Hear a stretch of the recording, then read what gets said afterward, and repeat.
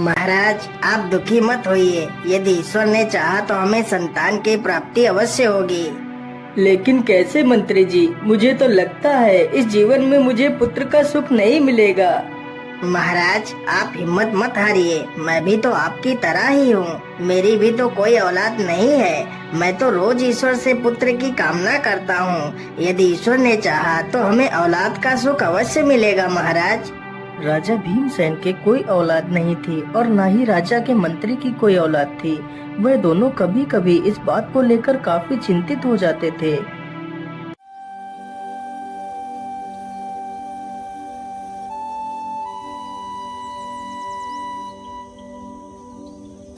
महाराज, आप मेरी माने तो आज हम जंगल की तरफ से घूम कर आते हैं। इसी बहाने आपकी कुछ चिंताएं कम हो जाएंगी महाराज।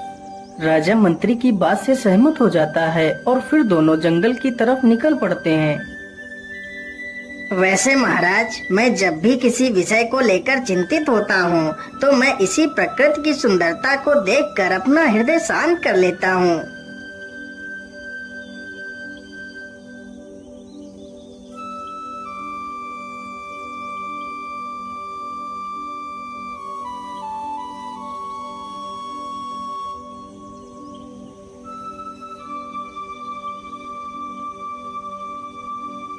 अरे, यह कौन है? यह तो कोई तपस्वी लगता है। चलो इसके पास चलते हैं।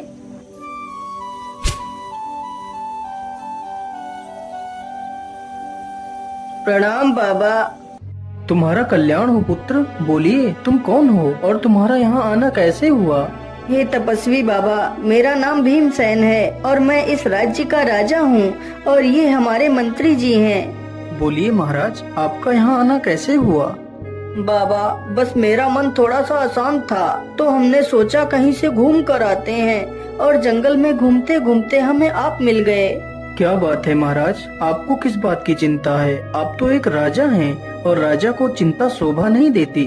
साधु की यह बात सुनकर राजा तथा वह मंत्री दोनों अपनी सारी समस्या के बारे में उस साधु को बताते हैं। बस मुझे यही चिंता है बाबा, यदि मेरा कोई पुत्र नहीं होगा तो मेरे वंश को आगे कौन बढ़ाएगा? आप दोनों दुखी मत होइए। यदि ईश्वर ने चाहा तो आप दोनों को पुत्र की प्राप्ति अवश्य होगी। इतना कहकर वह साधु अपनी दिव्य शक्तियों से 2 आम के फल मंगाता है। ये लीजिए, आप दोनों एक एक फल अपनी अपनी पत्नी को खिला दीजिए और ईश्वर पर भरोसा रखिए, सब कुछ ठीक हो जाएगा।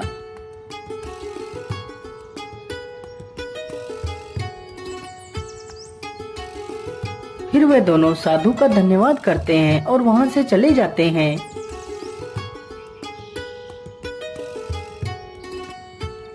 अरे महारानी जी, जल्दी से आप इस फल को खा लीजिए। यह फल हमारे जीवन में खुशियाँ भर देगा। रानी ने जल्दी से उस फल को खा लिया। उधर मंत्री की पत्नी ने भी उस फल को खा लिया।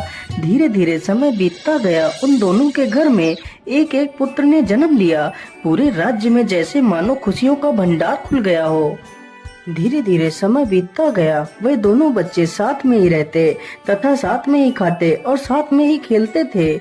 उन दोनों के बीच बहुत गहरी मित्रता हो जाती है।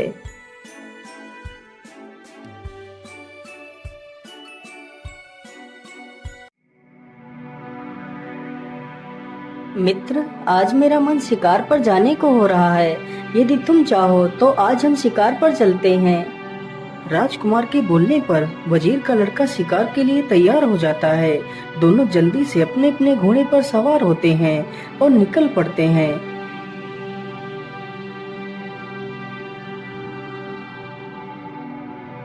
उन्हें जंगल में घूमते घूमते काफी समय गुजर जाता है, लेकिन कोई भी शिकार हाथ नहीं लगता। अरे भाई, हमें घूमते घूमते इतना समय हो गया, लेकिन कोई भी शिकार हाथ तो लगा ही नहीं। मैं तो बहुत थक गया हूँ। मैं तो अब इसी पेड़ के नीचे आराम करूँगा। तुम ऐसा करो, तुम जल्दी से जाओ और मेरे लिए पानी की व्यवस्था करो। हाँ हाँ राजकुमार, क्यों नहीं, आप यहीं विश्राम करिए। मैं अभी पानी ढूंढ कर लाता हूँ। इतना कहकर वह वजीर का लड़का पानी की तलाश में निकल पड़ता है।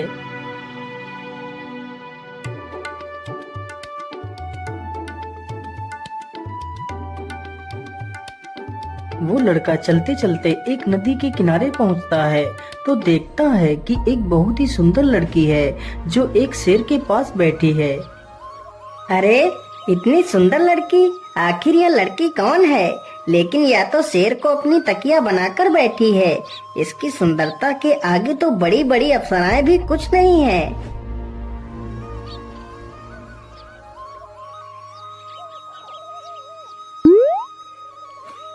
वजीर का लड़का जल्दी से मटके में पानी भर लेता है और कुछ पानी वह पी लेता है और कुछ पानी मटके में लेकर राजकुमार के पास पहुंचता है। ओहो भाई, तुमने आने में तो कितना समय लगा दिया। मेरी तो प्यास के मारे जान ही निकली जा रही थी। राजकुमार जल्दी से पानी पी लेता है। वापस आने के बाद वजीर का लड़का मानो कहीं खो गया हो। क्या बात है मित्र, तुम इतना परेशान क्यों लग रहे हो? मुझे लग रहा है तुम किसी गहरी सोच में डूबे हुए हो। फिर वह वजीर का लड़का सारी कहानी राजकुमार को बताता है। अरे भाई, मैं भी उस सुंदर लड़की को देखना चाहता हूँ। मेरा मन भी उसे देखने के लिए उत्सुक हो रहा है। चलो मुझे उसके पास ले चलो। फिर वे दोनों वापस उसी नदी के पास जाते हैं तो देखते हैं वह शेर अपना सिर उस सुंदर लड़की की गोद में रखकर सो रहा है। वाह वाह, यह तो मानो सुंदरता की देवी है। मैंने आज तक कभी भी इतनी सुंदर लड़की नहीं देखी। चलो मित्र, इसके पास चलते हैं। दोनों मित्र उस लड़की के सामने जाकर खड़े हो जाते हैं। वह लड़की कोई और नहीं बल्कि एक राजकुमारी थी। वह भी राजकुमार को देखती ही रह जाती है। उन दोनों को आपस में प्रेम हो जाता है। आप कौन हो सुंदरी, जो अपनी सुंदरता से इस स्थान को प्रकाशित कर रही हो? मैं बल्लभगढ़ की राजकुमारी हूँ। आपने मेरा परिचय तो पूछ लिया, लेकिन अभी तक अपना परिचय नहीं दिया। फिर राजकुमार अपना परिचय देता है।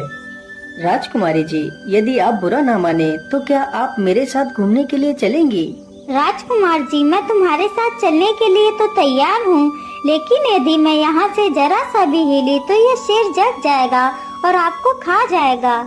राजकुमारी जी, आप चिंता ना करें, इसे मेरा मित्र संभाल लेगा। राजकुमार की आवाज सुनते ही वजीर का लड़का धीरे से शेर के सिर को राजकुमारी की गोद से हटाकर अपनी गोद में रख लेता है। फिर वे दोनों वहां से चले जाते हैं। कुछ ही देर में जब शेर की आंखें खुलती हैं तो वह राजकुमारी को अपने पास नहीं पाता। अरे तुम कौन हो और राजकुमारी कहाँ है? मेरा नाम प्रेम सागर है। राजकुमारी तो राजकुमार के साथ चली गई। फिर वह वजीर का लड़का सारी बात उस शेर को बताता है। अच्छा, राजकुमार तुम्हारा सच्चा मित्र है? हाँ हाँ शेर भाई, वह मेरा सच्चा मित्र है। बेटा, वह तुम्हारा सच्चा मित्र नहीं है। मैंने दुनिया में ऐसे बहुत से लोग देखे हैं जो खुद को सच्चा मित्र बताते हैं, लेकिन मुसीबत पड़ते ही वह दुम दबाकर भाग जाते हैं। वही कार्य तुम्हारे मित्र ने भी किया है। तुम्हें खतरे में डालकर खुद राजकुमारी को लेकर यहाँ से भाग गया है। जो सच्चे मित्र होते हैं वह अपने मित्रों को मुसीबत से बचाते हैं, ना कि उन्हें मुसीबत में डालते हैं। मैं तुम्हें एक कहानी सुनाता हूँ, 3 सच्चे मित्रों की। बहुत समय पहले की बात है। भानगढ़ के राजा का एक पुत्र था जिसके 2 मित्र थे, जिसमें से एक बढ़ई तथा दूसरा ब्राह्मण था। बढ़ई के पास ऐसी शक्ति थी कि वह जरा सी चंदन की लकड़ी से एक ऐसा घर बना सकता था जो उस घर के मालिक के कहने पर कहीं भी आ जा सकता था, तथा ब्राह्मण के पास ऐसी शक्ति थी कि वह मृत शरीर को भी जीवित कर सकता था।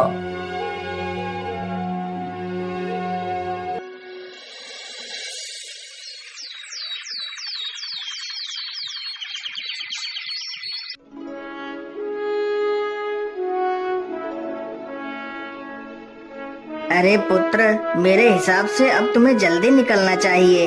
तुम्हारे होने वाले ससुर जी तुम्हारा बेसब्री से इंतजार कर रहे होंगे। और हाँ बेटा, तुम वहाँ अकेले ही जाना। अपने मित्रों को अभी वहाँ ले जाने की आवश्यकता नहीं है। ठीक है पिताजी, अब मैं चलता हूँ। राजकुमार तुरंत अपने घोड़े पर सवार होता है और वहाँ से निकल पड़ता है। राजकुमार चलते चलते एक जंगल से गुजरता है तो वह रास्ता भटक जाता है और वह भटकते भटकते किसी दूसरे राज्य की सीमा में पहुँच जाता है।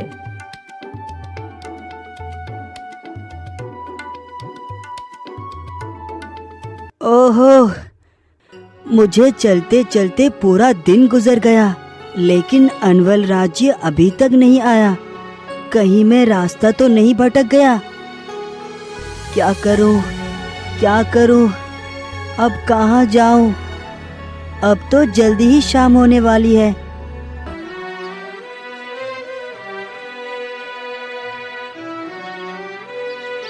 अरे, उधर तो एक घर बना हुआ है। हाँ हाँ, चलो वहीं से कुछ मदद मांगता हूँ।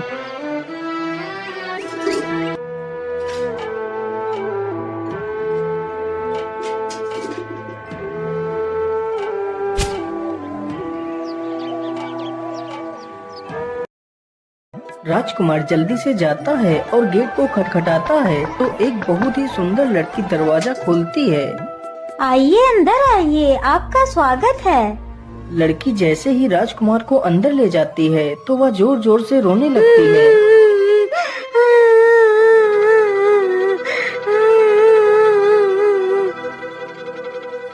अरे, तुम्हें क्या हुआ? तुम रो क्यों रही हो? अभी तो तुम ठीक थी। इतनी जल्दी तुम्हें क्या हो गया?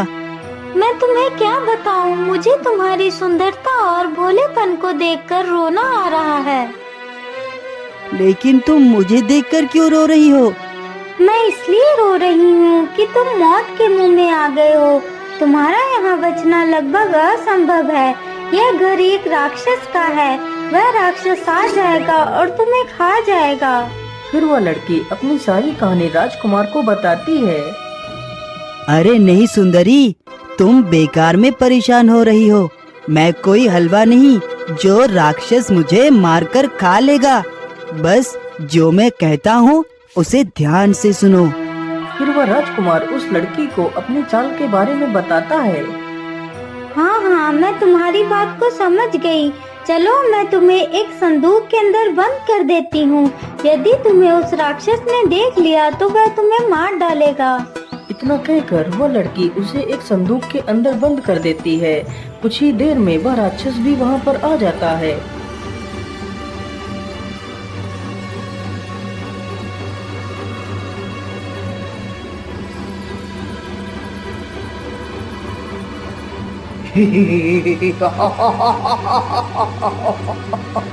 मनुष्य की दुर्गंध! अरे कहाँ है यह मनुष्य? जल्दी से उसे मेरे सामने लेकर आओ। अरे, आप ये कैसी बातें कर रही हैं? आज आपकी तबीयत तो ठीक है ना? अचानक से आपको मनुष्य की दुर्गंध कहाँ से आ रही है? यहाँ पर तो मेरे अलावा और कोई भी नहीं है। अच्छा, ठीक है। हो सकता है यह मेरा भ्रम हो। अजी, ये सब छोड़िए ना। आप रोज रोज इतनी देर से आती हैं। मुझे आपकी बहुत चिंता लगी रहती है। कहीं आपको कुछ हो गया तो मेरा क्या होगा? मेरी प्रिय, तुम बिल्कुल भी चिंता ना करो। मुझे कोई भी नहीं मार सकता। आप ये कैसी बातें कर रहे हैं? आखिर आपको कोई मार क्यों नहीं सकता? अरे प्रिय, मैं इसलिए नहीं मर सकता क्योंकि मेरे प्राण मेरे शरीर के अंदर है ही नहीं। मेरे प्राण तो इस तोते के अंदर है। जब तक यह तोता नहीं मरेगा तब तक मुझे कोई नहीं मार सकता। राक्षस के मुंह से यह बात सुनते ही वह लड़की मन ही मन बहुत खुश हो जाती है।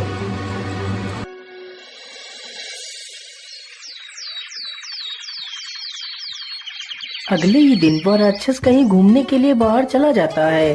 तभी वह लड़की अंदर जाती है और उस संदूक को खोल देती है और राजकुमार से सारी बात बता देती है। राजकुमार तुरंत उस तोते को पकड़ता है और उसकी गर्दन काट देता है। गर्दन कटते ही वह राक्षस वहीं पर ढेर हो जाता है। फिर राजकुमार उसी लड़की से विवाह कर लेता है और वहीं पर रहने लगता है।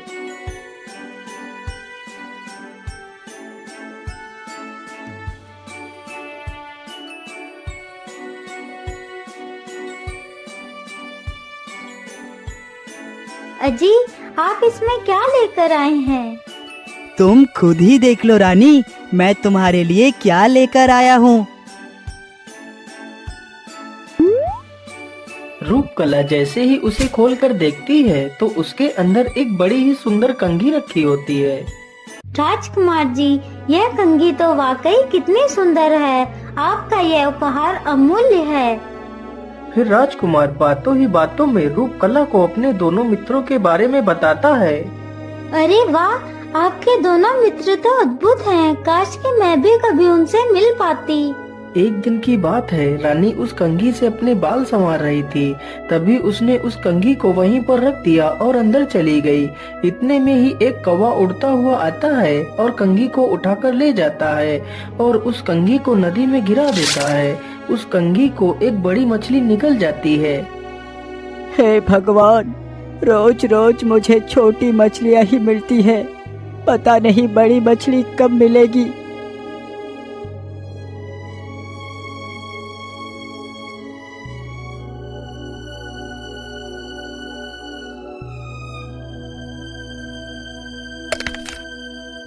मछुआरा जल्दी से अपना कांटा पानी में डालता है और चुपचाप वहीं पर खड़ा हो जाता है।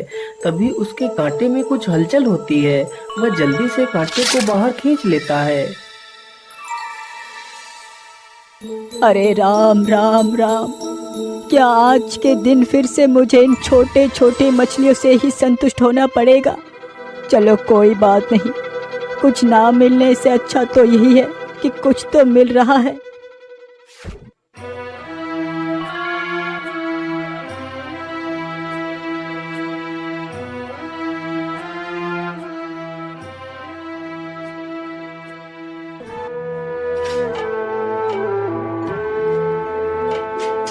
अरे मुझे लगता है मेरे कांटे में फिर से कोई मछली फंस चुकी है। चलो जल्दी से इसे बाहर खींच लेता हूँ।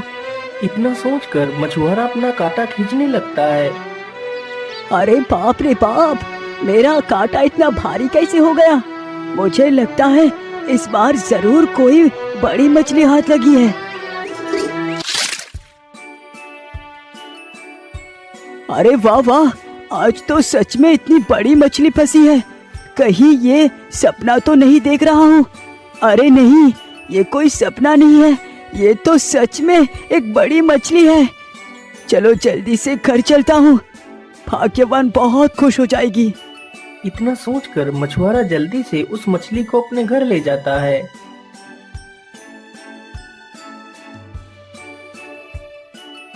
अरे वाह, आपने तो कमाल ही कर दिया। आज आप इतनी बड़ी मछली लेकर आए हो।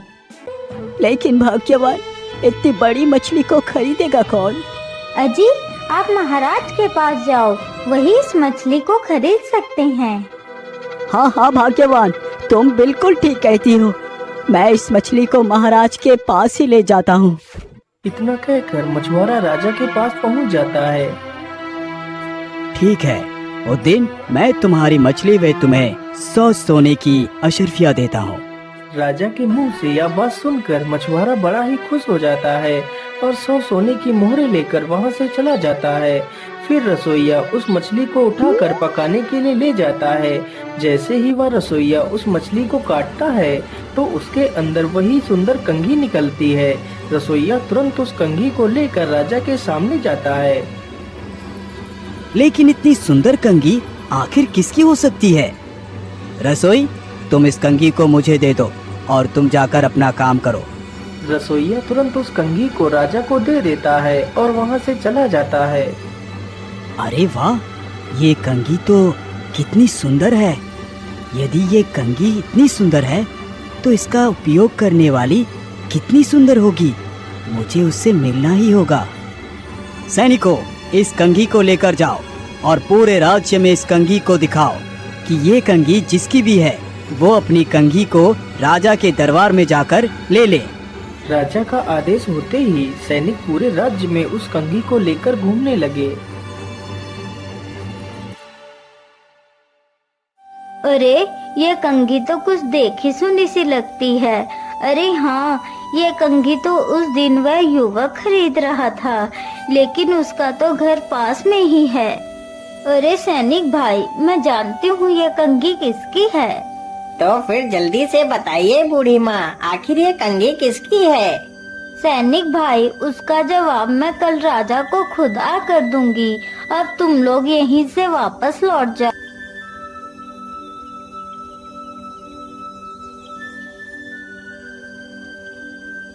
अगले ही दिन वह बूढ़ी महिला राजा के दरबार में पहुंच जाती है।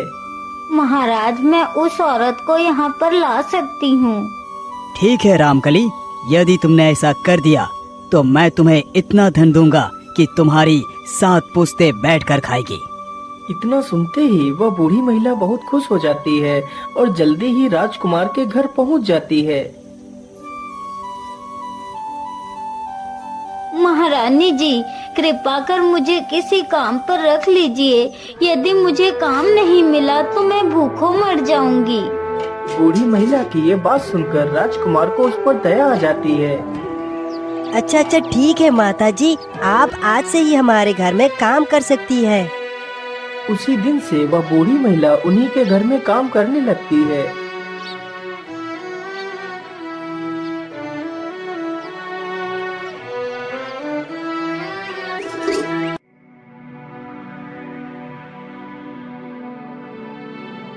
ओहो, इतने दिनों से खाना बना बना कर, बर्तन धो धो कर मैं तो तंग ही आ गई हूँ। आज तो मैं राजकुमार को जिंदा नहीं छोड़ूंगी। इतना कहकर वह बूढ़ी महिला खाने में जहर मिला देती है।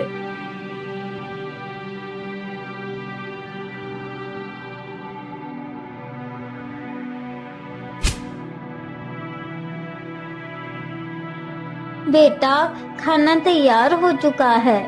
बेचारा राजकुमार उस जहर मिले हुए खाने को खा लेता है। खाना खाते ही राजकुमार जमीन पर गिर जाता है। अरे प्रिय, मुझे क्या हो रहा है? मेरा पूरा शरीर अकड़ रहा है, मेरी सांस धीमी पड़ रही है। अरे, आपको क्या हो गया जी? अरे बूढ़ी माँ, आपने इन्हें क्या खिला दिया? मैंने तो कुछ भी नहीं खिलाया, मैंने तो सिर्फ खाना ही खिलाया था। रूपकला उस खाने की जांच करने के लिए उस खाने में से एक टुकड़ा उठाती है और पास में बैठे कौवे को डाल देती है। टुकड़ा खाते ही कौवा वहीं पर मर जाता है। अरे दुष्ट बुढ़िया, मैं तुझे जिंदा नहीं छोड़ूंगी। चल महाराज के पास, अब वही तुझे सजा देंगे। रूपकला तुरंत उस बुढ़िया को लेकर राजमहल में पहुंच जाती है, लेकिन राजा तो उसकी ताक में ही था कि कब वह बुढ़िया उसे लेकर उसके दरबार में आएगी। रूपकला ने सारी कहानी राजा को बताई। महाराज, इस दुष्ट बुढ़िया को कड़ी से कड़ी सजा मिलनी चाहिए। सैनिकों, इस बुढ़िया को लेकर जाओ और कारागार में डाल दो। राजा का आदेश होते ही सैनिक तुरंत उस बुढ़िया को वहाँ से ले जाते हैं। मैं तुमसे कुछ पूछना चाहता हूँ। बोलिए महाराज, आप क्या पूछना चाहते हैं? तुम्हारे साथ और कौन कौन रहता है? महाराज, मेरा उनके अलावा इस दुनिया में और कोई भी नहीं था। तुम्हारी इस दशा को देखकर मुझे बहुत दुख हुआ, इसीलिए यदि तुम चाहो तो मैं तुम्हारे साथ विवाह करना चाहता हूँ। नहीं महाराज, अब मैं विवाह नहीं करूँगी। देखो, यदि तुम मुझसे विवाह नहीं करोगी तो मैं तुमसे जबरदस्ती विवाह करूँगा। भला इसी में है कि तुम मुझसे विवाह कर लो। हे भगवान, अब मैं क्या करूं? कैसे बचूं इस राक्षस से? ठीक है महाराज, मैं आपसे विवाह करने के लिए तैयार हूँ, लेकिन महाराज, हमारे यहाँ का रिवाज है कि विवाह तय होने के बाद विवाह 6 महीनों के बाद ही हो सकता है, तो इसलिए आपको 6 महीने तक इंतजार करना होगा। ठीक है रूपकला, मैं 6 महीने तक तुम्हारा इंतजार करूँगा। ठीक है महाराज, अब आप मुझे आज्ञा दीजिए, मैं अपने पति का अंतिम संस्कार करने जाना चाहती हूँ। ठीक है रूपकला, तुम्हें जाने की अनुमति है, लेकिन जल्दी ही वापस आना, मैं तुम्हारा इंतजार करूँगा। रूपकला जल्दी से जाती है और अपने पति की लाश को एक संदूक में छिपा देती है और वापस राजमहल में चली जाती है। राजा ने रूपकला के लिए एक अलग घर बनवा दिया और उसके चारों ओर सैनिकों का पहरा लगा दिया।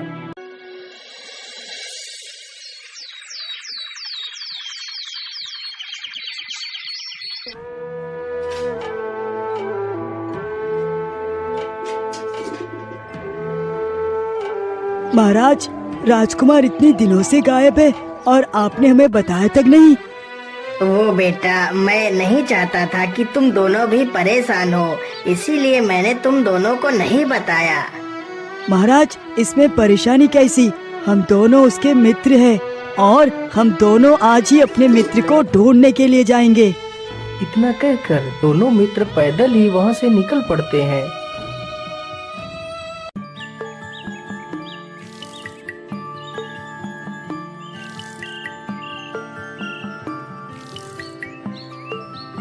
वे दोनों मित्र चलते चलते उसी राज्य में पहुंच जाते हैं।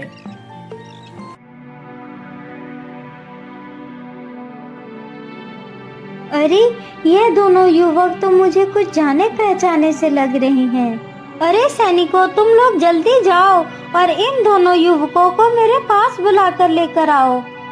अरे रुक जाओ तुम लोग, तुम्हें हमारी महारानी बुला रही हैं। चलो हमारे साथ चलो। बोलिए महारानी जी, आपने हम लोगों को क्यों बुलाया?